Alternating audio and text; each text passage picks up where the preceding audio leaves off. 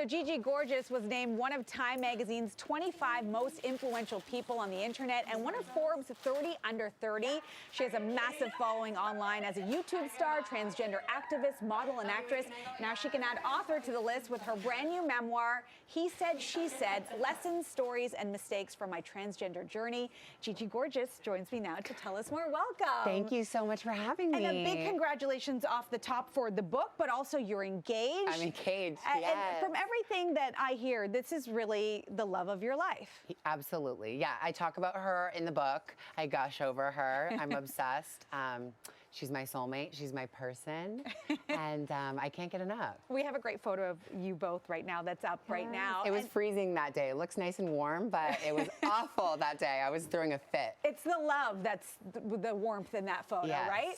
Well put. I love that. When we talk about you and your struggles that you've been very public about, right? And your fans love that about you.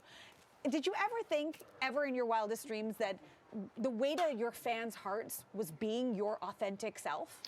I feel like that's the way to anyone's heart, honestly. I feel like being vulnerable is like such a great quality to have, and I feel like that's how you can connect with people, and YouTube is such a great platform for that. I wouldn't be here talking about my book, or being an author is like the craziest thing ever to me, without that support and that connection with them.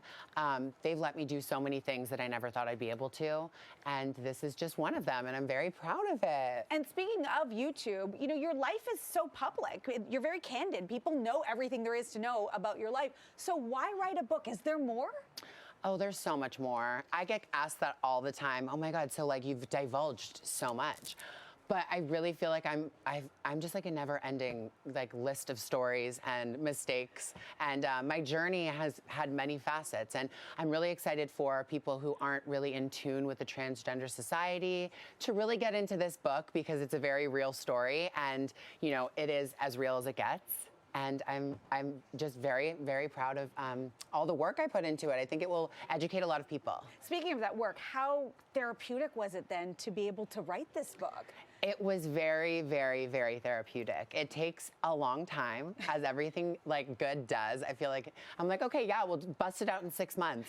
2 years later, I'm like still working on it and perfecting it. So it brought out a lot of emotions in me, and you know, you tend to forget things that happen to you in life, and really key things that happen to you in life. So I'm happy I had time to reflect and really dig deep so I could get this story straight. There is so much in the book in terms of things that we could talk about that I can't cover in this interview, so I want to make sure people get the book. It's available now. Yes, everywhere books are sold. Yes, but one of the things you do talk about is how you came out first as a gay man, then you came out as transitioning, as transgender, then you came out again as a lesbian. So you came out 3 times. I mean, in that journey, tell me, did it get any easier each time?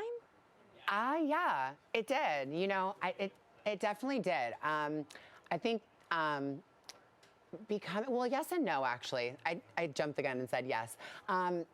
It's hard every time. It's just very different. I feel like I had so much strength behind me, you know, recently, in later years in my life. So it was very easy, because I was like, they're gonna understand me. Like, I know that they're gonna be there for me. But it's still nerve-wracking, because you're making a huge change. You know, you also talk about losing your mom at a young age. Yes. She only knew you as Gregory and not as Gigi. Tell me, what do you think that she would say today if she got to witness all you've achieved, and it's been such an incredible journey, and got to meet you as Gigi today? I mean, things just got crazy right after she passed away. So honestly, I truly believe that these are the best years of my life, and she is here. I know that she's watching. I know she sends me signs. And I think that I hope she'd be very proud. And writing about her was very, very difficult, obviously, for many reasons, but it was one of the things I'd never talked about. So you really, to put that down on paper and leave her legacy as the fabulous woman she was an amazing feeling. I gotta tell everybody to, once again, get the book. It is available everywhere. It's so much of heavy stuff, but it's also really funny from everything I've heard as well. So make sure you get your hands on it. And very quickly, you're back here in Toronto. You're gonna be part of Toronto Pride's parade as the Grand Marshal. The Grand Marshal, I know. How do you feel about it? I need someone to pinch me. That is so wild. I went to Pride many years ago, underage, and I just had fun here in the city. So to be the Grand Marshal and to be so involved with all of the things, all the duties, is going to be a huge moment for me. So June is going to be major in Toronto. And it's going to be a huge moment for all your fans and for all the people who look up to you. You're a transgender icon. So thank you so much for being here. Good luck with the book, and we'll see you back in Toronto. Yes, see you soon. Thank you for having me.